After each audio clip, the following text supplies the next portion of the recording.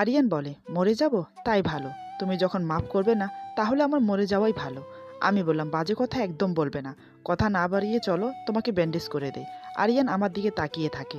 আমি আরিয়ানের কাঁধে হাত রেখে বললাম, প্লিজ ব্যান্ডেজটা করিয়ে নাও। আরিয়ান আমার ঠোঁটের দিকে তাকিয়ে আছে।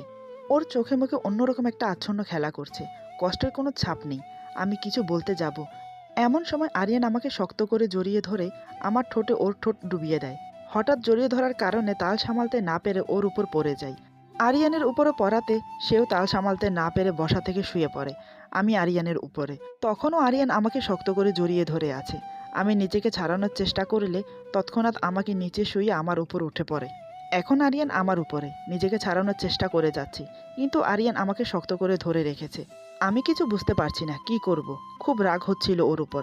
কেন এমন করছে ও? এদিকে মাথা থেকে অনর্গল রক্ত ঝরে পড়ছে। ওর মাথার রক্তে আমার কাপড় পর্যন্ত ভিজে গেছে।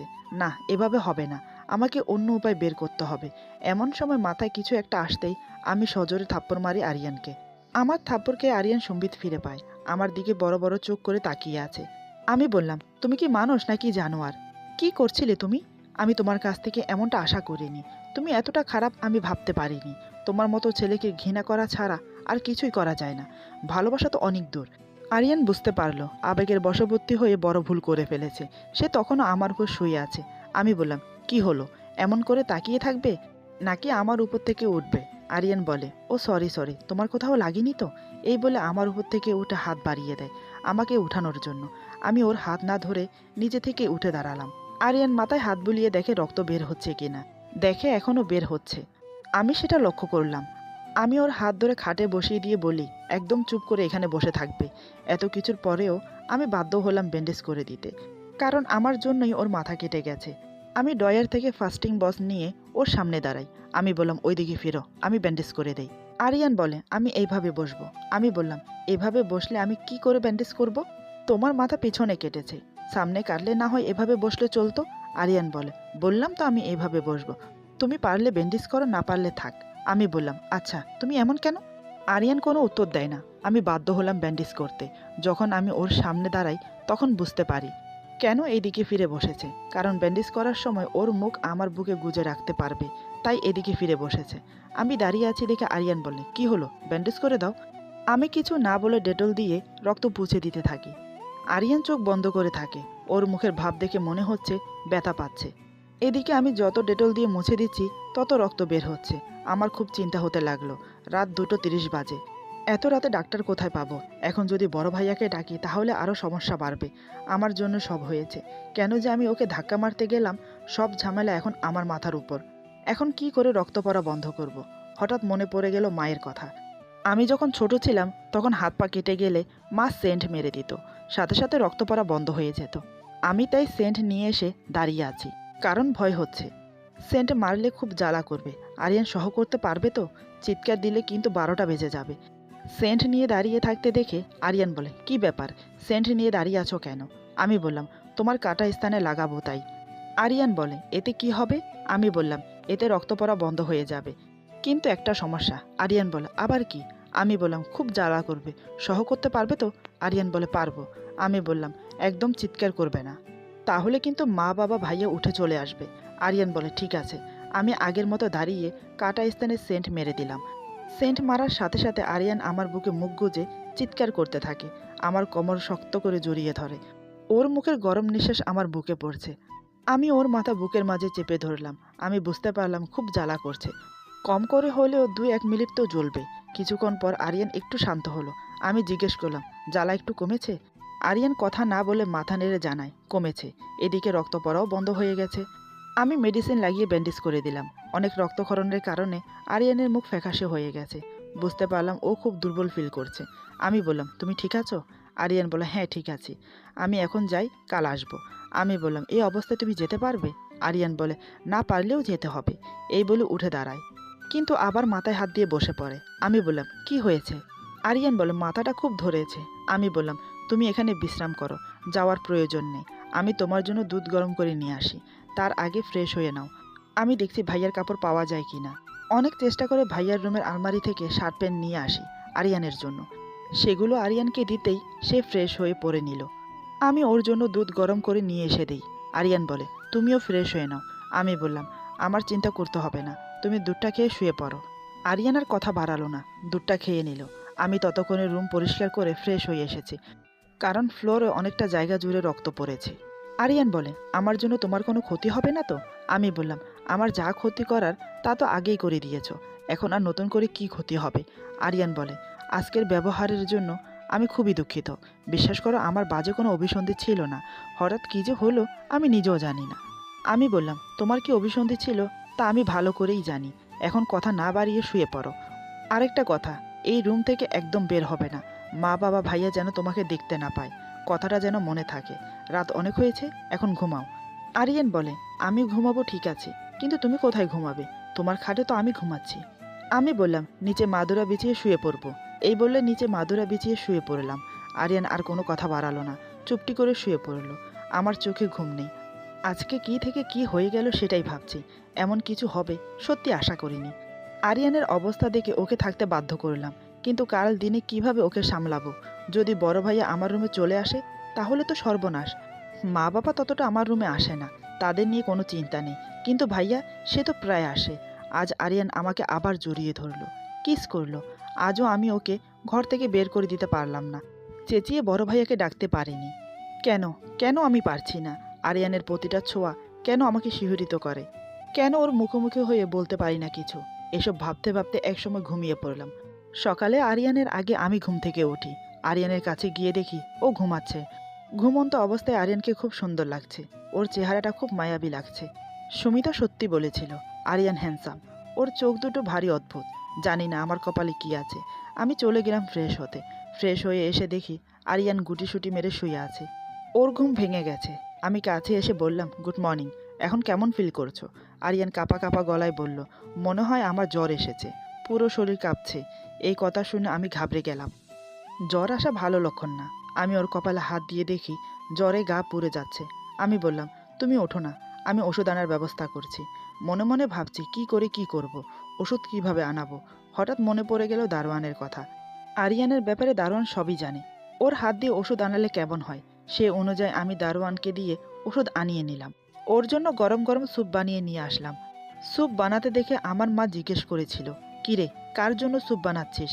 আমি বললাম, আমার জন্য। আজ হঠাৎ স্যুপ খেতে ইচ্ছে করছে, তাই। মা আমাকে আর কিছু বলল না। আমি আরিয়ানকে খুব যত্নে স্যুপ খাইয়ে দিলাম। মাথায় অনেকক্ষণ পানি পট্টি দিলাম, তাতে করে জ্বর হালকা কমেছে। মেডিসিন খাওয়াতে একটু সুস্থ মনে হচ্ছে। ওকে একটা ডাক্তার দেখানো উচিত ছিল, কিন্তু কিভাবে ওকে বাড়ির বাইরে নিয়ে যাব? বাড়ির কেউ জানে না আরিয়ান বাড়িতে আছে, তাও আবার আমার রুমে। মা বাবা যদি জানতে পারে ওনারা কি ভাববে আমাকে? মহা বিপদে পড়লাম। সারাদিন সেবা করায় রাতে একটু সুস্থ হয় আরিয়ান। আজ সারাদিন আমার পেটে তেমন কিছু পড়েনি, কারণ আমার খাবার আরিয়ানকে খেতে দিয়েছি। রাতে আরিয়ান বলে, আমার জন্য অনেক কষ্ট হচ্ছে তোমার, তাই না? আমি বললাম, ভুল করে ধাক্কা মেরে বিপদে পড়েছি, সে বিপদ থেকে তো উদ্ধার হতে হবে, তাই না? আরিয়ান বলে, তাও কথা সত্যি। আমি তো তোমার কাছে একটা আপদ। একটা কাজ করি, আমি না হয় চলে যাই, কি বলো? আমি বললাম, ওয়াশরুমে যেতে পারে না, সে আবার বাড়ি ফিরে যাবে। রাত অনেক হয়েছে, এবার ঘুমাও। আরিয়ান বলে, তুমি খেয়েছো? আমি বললাম, না। আরিয়ান বলে, কেন? আমি বললাম, কোত্থেকে খাবো? আমার খাবার তোমাকে খাইয়েছি। মা তো আর জানে না তুমি এই বাড়িতে আছো, জানলে নিশ্চয় তোমার জন্য রান্না করতো। আরিয়ান বলে, আমার জন্য তুমি না খেয়ে আছো? দাঁড়াও, আমি খাবার অর্ডার করে দিচ্ছি। আমি বললাম, দরকার নেই, এমনিতেও আমার খিদে নেই। আরিয়ান বলে, কিন্তু না খেয়ে থাকলে শরীর অসুস্থ হয়ে পড়বে। আমি বললাম, এক দুদিন না খেয়ে থাকলে কিচ্ছু হবে না। আরিয়ান বলে, তুমি না খেয়ে থাকলে আমার খারাপ লাগবে, প্লিজ আমার জন্য না হয় খাবে। আমি বললাম, এত রাতে খাবার কোথায় পাবে শুনি? রাত কয়টা বাজে দেখেছো? এখন বাজে 12টা। এত রাতে কোনো রেস্তোরাঁ খোলা থাকে? আরিয়ান বলে, থাকবে, আমি অর্ডার করছি। এই বলে খাবার অর্ডার করে। তারপরে দারোয়ানকে ফোন করে বলে খাবার আসলে যেন আরিয়ানকে ফোন করে। দারোয়ানের সাথে কথা বলে ফোন রাখতেই আমি বললাম, বাহ, কি বুদ্ধি, দারোয়ানের নাম্বারও নিয়ে রেখেছ। আরিয়ান মুচকি হেসে বলে, সব কিছু প্রয়োজন পড়ে, তাই নিয়ে রাখতে হয়। প্রায় আধা ঘন্টা পরে দারোয়ানের ফোন আসে। আরিয়ান আমাকে বলে, খাবার এসেছে, তুমি একটু কষ্ট করে নিয়ে আসবে। আমি বললাম, কেন খাবার অর্ডার করলে শুধু শুধু? আরিয়ান বলে, তুমি না খেয়ে থাকবে আমার সামনে, এটা হচ্ছে না। এমনিতেও আমার খিদে পেয়েছিল, আর যাই হোক, রাতে না খেয়ে থাকতে পারি না। তার উপর সারাদিন পেটে তেমন কিছু পড়েনি, তাই আর কিছু বললাম না। আমি গিয়ে খাবার নিয়ে আসি। খাবার হাতে নিয়ে বুঝলাম অনেক খাবার অর্ডার করেছে। এত খাবার কে খাবে? আমি খাবার নিয়ে এসে জিজ্ঞেস করলাম, এত খাবার কেন অর্ডার করেছো? আরিয়ান বলে, তোমার জন্য। আমি বললাম, এত আইটেমের খাবার আমি একা খাবো? আমাকে কি তোমার রাক্ষস মনে হয়? আরিয়ান বলে, আরে না, আমি জানি না তোমার কোন খাবার পছন্দ, তাই সব আইটেম অর্ডার করেছি। এখন তোমার যেটা ভালো লাগে সেটা খাও। আমি বললাম, আর বাকি খাবার কি করব? আরিয়ান বলে, ইচ্ছে হলে রাখো, না হলে ফেলে দাও। আমি বললাম, তোমাদের মতো বড়লোকদের একটাই সমস্যা, খাবার অপচয় করো। এতগুলো খাবার ফেলে না দিয়ে কোনো গরিবকে দিলে ভালো হতো। আরিয়ান বলে, তোমার যেটা ভালো লাগে তুমি করো, তার আগে খেয়ে নাও। আমি কিছু না বলে খেতে থাকি। আমার খাওয়া শেষ করে সব খাবার দারোয়ানকে দিয়ে বললাম, এখান থেকে তুমি কিছু খাবার রেখে বাকিটা বাহিরের কাউকে দিয়ে দাও। এই বলে আমি রুমে চলে এলাম। ততক্ষণে আরিয়ান ঘুমিয়ে পড়েছে। ওর শরীরটা অনেক দুর্বল, তাই হয়তো। আমিও দেরি না করে মাদুরা বিছিয়ে শুয়ে পড়লাম। সকালে ঘুম থেকে উঠে দেখি আরিয়ান উঠে বসে আছে। আমাকে উঠতে দেখে বলে, গুড মর্নিং। ঘুম ভাঙলো তোমার? আমি হাই তুলে বললাম, গুড মর্নিং। এখন কেমন ফিল করছো? আরিয়ান বলে, তেমন ভালো না, কাটা স্থানে ব্যথা করছে, গায়ের জ্বর আবার বাড়ছে। এই কথা শুনে আমি ছুটে এসে ওর কপালে হাত রাখি। সত্যি, সে আগের মতো জ্বর এসেছে। এভাবে থাকলে হবে না, ওকে একটা ডাক্তার দেখানো খুবই জরুরি। কিন্তু কিভাবে? দিনের বেলা আমি ওকে কিভাবে ঘর থেকে বের করব? না, এভাবে চুপ করে থাকা যায় না। আমার জন্য আজ ওর এই অবস্থা। ওর কিছু হয়ে গেলে আমি নিজেকে ক্ষমা করতে পারবো না। আমাকে চুপ দেখে আরিয়ান বলে, কি চিন্তা করছো? আমি বললাম, সত্যি জ্বর অনেক বেড়েছে। তোমাকে এভাবে রাখা ঠিক হবে না। ডাক্তারের কাছে নিয়ে যাওয়া খুব জরুরি। কিন্তু কিভাবে নিয়ে যাব? মা বাবা ভাইয়া দেখতে পারলে অনেক বড় সমস্যা হয়ে যাবে। আরিয়ান বলে, তুমি শুধু শুধু টেনশন করছো। সামান্য একটু জ্বর এসেছে, ঠিক হয়ে যাবে। আমি বললাম, সব কিছু সাধারণভাবে নেওয়া উচিত না। মাথা কেটে যাওয়ার কারণে তোমার জ্বর এসেছে। কিছু হবে না ভেবে থাকলে পরে যদি বড় কোনো সমস্যা হয়ে যায়, তাহলে আমি নিজেকে ক্ষমা করতে পারবো না। আরিয়ান বলে, কেন? আমি তো তোমার দুশমন। আমাকে তুমি ঘৃণা করো, তাহলে আমাকে নিয়ে কেন এত ভাবছো? আমি মরে গেলেই তো তোমার সব কিছু সমাধান হয়ে যাচ্ছে। আর এমনিতেও তুমি আমার মুখ দেখতে চাও না। আমি বললাম, তুমি আমার দুশমন হও কিংবা আমি তোমাকে ঘৃণা করি, তারপরও আমি কোনোদিন তোমার মৃত্যু কামনা করব না। আরিয়ান বলে, আমাকে ক্ষমা করবে না, ঘৃণা করবে, আবার আমার মৃত্যু কামনাও করবে না। আমাকে বাঁচানোর চেষ্টা করছো। কেমন মানুষ তুমি বলো তো? সত্যি, আমি তোমাকে চিনতে পারছি না। আমি বললাম, আমি যেমন হই তা দিয়ে তুমি কি করবে? আমি চাই তুমি সুস্থ হয়ে বাড়ি ফিরে যাও। এখন তুমি চুপ করে শুয়ে থাকো। আমাকে ভাবতে দাও কিভাবে তোমাকে ডাক্তার দেখানো যায়। আমি ঘরময় পাচারি করতে করতে ভাবতে লাগলাম। হঠাৎ নীলুর কথা মনে পড়ে গেল। আমি তৎক্ষণাৎ নীলুকে ফোন করে বললাম, মাথায় ব্যান্ডেজ করে আমাদের বাড়িতে চলে আয়। আমার কথা শুনে নীলু অবাক হয়ে অনেক প্রশ্ন করলো। আমি বললাম, কোনো প্রশ্ন না, তুই আয়, আমি তোকে সব খুলে বলছি। এই বলে ফোন রেখে দিলাম। ফোন রাখতেই দেখলাম আরিয়ান হাঁ হয়ে আমার দিকে তাকিয়ে আছে। সেও বুঝতে পারছে না কেন আমি নীলুকে ব্যান্ডেজ করে আসতে বললাম। আরিয়ান থাকতে না পেরে আমাকে প্রশ্ন করলো, তোমার মাথায় কি চলছে, আমাকে একটু বলবে? আমি বললাম, নীলু আসুক, তারপর সব বুঝতে পারবে। আমার কথা মতো আধা ঘন্টার মধ্যে নীলু মাথায় ব্যান্ডেজ করে আমাদের বাড়িতে আসে। আমার মা দেখতে পেয়ে নীলুকে জিজ্ঞেস করে, কি রে মা, তোর মাথায় কি হলো, ব্যান্ডেজ কেন?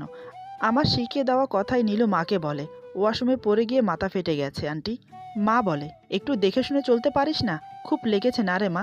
নীলু বলে, হ্যাঁ আন্টি, খুব লেগেছে। আন্টি আফরিন কোথায়? মা বলে, ওর রুমে আছে, তুমি যাও। নীলু আমার রুমের কাছে এসে দেখে দরজা বন্ধ। দেখে একটু অবাকই হলো, কারণ আমার দরজা সবসময় খোলা থাকে, কোনো প্রয়োজন ছাড়া বন্ধ করি না। নীলু দরজায় টোকা মেরে আমাকে ডাকলো। আমি দরজা খুলে ওকে ভিতরে প্রবেশ করিয়ে আবার দরজা লাগিয়ে দেই। নীলু আমাকে কিছু বলতে গিয়েও আটকে গেল, কারণ ওর চোখ পড়েছে খাটে শুয়ে থাকা আরিয়ানের দিকে। ও হাঁ হয়ে তাকিয়ে আছে। আমি বললাম, কিরে, চিনতে পারছিস না? নীলু স্বাভাবিক হয়ে আমাকে বলে, না, তবে মনে হচ্ছে কোথায় যেন দেখেছি, ঠিক মনে করতে পারছি না। আর এটা বল, ছেলেটা কে? তোর রুমে বা কি করছে? আমি ওর হাত ধরে বললাম, তুই একটু শান্ত হয়ে বস, আমি তোকে সব খুলে বলছি। নীলু শান্ত হয়ে বসলে আমি শুরু থেকে শেষ বিস্তারিত সব খুলে বলি। নীলু যত শুনছে ততই অবাক হচ্ছে। আমার দিকে চোখ বড় বড় করে তাকিয়ে বলে, যে ছেলের জন্য তোর সব কিছু শেষ হয়ে গেল, তুই কিনা দাস সেবা করছিস? তোর জায়গায় আমি থাকলে ওকে পুলিশে দিতাম। আমি বললাম, দেখ, অতীত আমি ভুলিনি, মনে হয় না কোনোদিন ভুলতে পারবো, কিন্তু আমার জন্য আজ ওর এই অবস্থা। ওর কিছু হলে আমি নিজেকে ক্ষমা করতে পারবো না। নীলু বলে, কোন ক্ষমার কথা বলছিস তুই? ওর সাথে যা হয়েছে এটা ওর প্রাপ্য, তার জন্য তুই দায়ী থাকবি কেন? আমি বললাম, তাহলে তো ওর আর আমার মাঝে কোনো ফারাক থাকলো না। নীলু বলে, আমি তোর সাহস দেখে সত্যি অবাক হচ্ছি। 2 দিন ধরে একটা ছেলে তোর রুমে আছে, অথচ বাড়ির কেউ জানে না। যদি কোনোভাবে ধরা পড়ে যাস তখন কি হবে? আমি বললাম, তার জন্যই তো তোর সাহায্য চাই। নীলু বলে, আমি তোকে কিভাবে সাহায্য করতে পারি বল। আমি নীলুর হাত ধরে বললাম, দেখ ওর গায়ে খুব জ্বর, আজ 2 দিন জ্বরে ভুগছে, ক্ষত স্থানে ব্যথা করছে, আমার খুব টেনশন হচ্ছে। কাটা স্থানে যদি ইনফেকশন হয়ে যায় তাহলে তো অনেক বড় সমস্যা, ওকে ডাক্তার দেখানো খুব জরুরি। নীলু বলে, তাহলে ডাক্তারের কাছে নিয়ে যা। আমি বললাম, কিন্তু কিভাবে? বাড়িতে মা বাবা বড় ভাইয়া আছে, ওনাদের সামনে দিয়ে আমি ওকে কিভাবে বের করব? আমার খুব ভয় হচ্ছে, সেজন্যই তোকে ডেকেছি।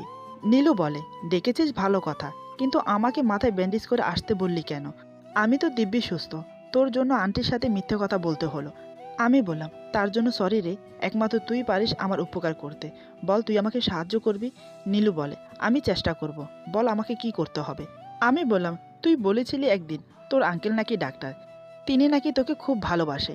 নীলু বলে, হ্যাঁ বলেছিলাম, তিনি তোদের এলাকাতেই থাকে। আমি ওর হাত ধরে বললাম, প্লিজ তোর নাম দিয়ে আঙ্কেলকে এখানে ডাক, আরিয়ানকে দেখার জন্য। আঙ্কেল আসলে আমি সব বুঝিয়ে বলছি ওনাকে। নীলু বলে, ঠিক আছে আমি ডাকছি। এই বলে ওর ডাক্তার আঙ্কেলকে আমাদের বাড়িতে ডাকে। ডাক্তার আঙ্কেলকে বলা হয়েছে নীলুকে দেখতে আসার জন্য।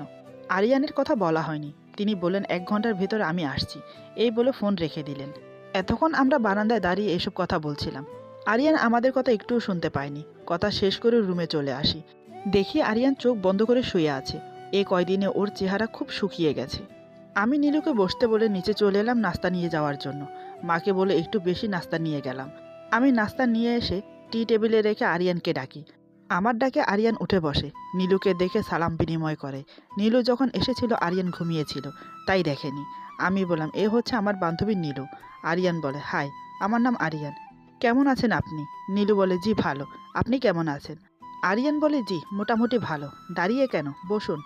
আমি বললাম, নীলু এখানে বস, আমরা একসাথে নাস্তা করব। এরপর আমরা গোল হয়ে খাটের উপরে বসলাম। আরিয়ান খেতে চাইছিল না, জ্বরের কারণে মুখ তেতো হয়ে আছে, তাই খেতে চাচ্ছে না।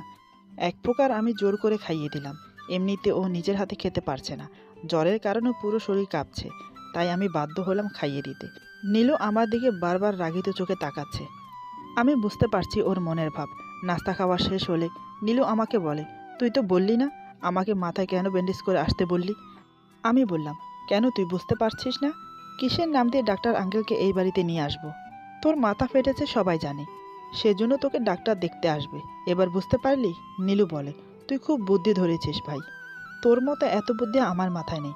আরিয়ান মুচকি হেসে বলে, এত কিছু করার প্রয়োজন ছিল না, তার চেয়ে ভালো হতো আমি চলে যেতাম। আমি বললাম, চলতে পারলে আমি আটকিয়ে রাখতাম না, চলে যেতে বলতাম। আরিয়ান বলে, আমার জন্য এমনিতেও তোমার অনেক ক্ষতি হয়েছে, তারপরে তুমি আমার জন্য এত রিস্ক নিচ্ছ কেন? সত্যি করে বলবে? আমি বললাম, ভুলবশত ধাক্কা মেরেছি, তাই এখন পস্তাতে হচ্ছে, তা না হলে আমার কোনো শখ ছিল না তোমার জন্য এত কিছু করার। আরিয়ান বলে, প্লিজ এমন করে বলো না, আমি আমার অপরাধ স্বীকার করেছি, তোমার কাছে ক্ষমা চেয়েছি। আমি জানি আমি ক্ষমার অযোগ্য, তুমি চাইলে আমাকে শাস্তি দিতে পারো, এখন এই মুহূর্তে আমাকে পুলিশে দিতে পারো, তোমার মা বাবা বড় ভাইয়াকেও ডাকতে পারো, ওনারা আমাকে যে শাস্তি দেবে আমি মাথা পেতে নেব। তারপর নীলুর দিকে তাকিয়ে বলে, দয়া করে ডাক্তার আঙ্কেলকে আসতে না করে দিন, আমার জন্য শুধু শুধু আপনারা কোনো রিস্ক নিতে যাবেন না, আমি এখনই চলে যেতাম, এখন গেলে সমস্যা বাড়বে, হয়তো আপনারা দুজন সমস্যায় পড়বেন, তাই দয়া করে আমাকে রাত পর্যন্ত থাকতে দিন, রাতে আমি চলে যাব, আপনাদের সমস্যা আর বাড়াবো না। আমি বললাম, ডাক্তার অলরেডি রাস্তায়, তিনি আসছেন, তাই বাড়াবাড়ি না করে চুপচাপ বসে থাকো। আরিয়ানের কথা শুনে নীলু বুঝতে পারলো আসলে ছেলে হিসেবে আরিয়ান খারাপ না, ভুলবশত অন্যায় করে ফেলেছে, তার জন্য অনুতপ্ত, ওকে কি ক্ষমা করা উচিত? এমন সময় নিচে থেকে ডাক আসলো মায়ের। আমি আর নীলু বেরিয়ে গেলাম, দেখি ডাক্তার আঙ্কেল এসেছে। ডাক্তার আঙ্কেল বলল, আমি নীলুকে দেখতে এসেছি। মা বলল, কোনো সমস্যা না, আপনি বসুন। নীলু বলে, এখানে না আঙ্কেল, আপনি আমার সাথে আসুন। তারপর নীলু ডাক্তার আঙ্কেলকে নিয়ে আমার রুমে চলে গেল। আমি মাকে চা বানাতে বলে ওদের পিছু নিলাম। আমার রুমে প্রবেশ করে ডাক্তার আঙ্কেল থমকে দাঁড়ায়, বিস্ফারিত চোখে তাকিয়ে আছে আরিয়ানের দিকে। আরিয়ানও অবাক হয়ে তাকিয়ে আছে। ব্যাপারটা কি হলো বুঝতে পারছি না, এরা কি একে অপরকে চেনে? হঠাৎ আরিয়ান ডাক্তার আঙ্কেলের সাথে যা করলো, আমি আর নীলু দেখে অবাক হয়ে গেলাম, কি হচ্ছে কিছুই বুঝতে পারছি না। এরপর যা হলো। আজকের গল্প এখানে সমাপ্ত। গল্পের বাকি অংশ পেয়ে যাবেন আগামী পর্বে। যদি গল্পটি ভালো লাগে তাহলে লাইক, কমেন্ট এবং সাবস্ক্রাইব করে আমাদের পাশে থাকুন। পাশে থাকা বেল আইকন প্রেস করে দেবেন, তাহলে আমাদের নিত্য নতুন ভিডিও আপনাদের কাছে পৌঁছে যাবে। সবাই ভালো থাকবেন, আল্লাহ হাফেজ।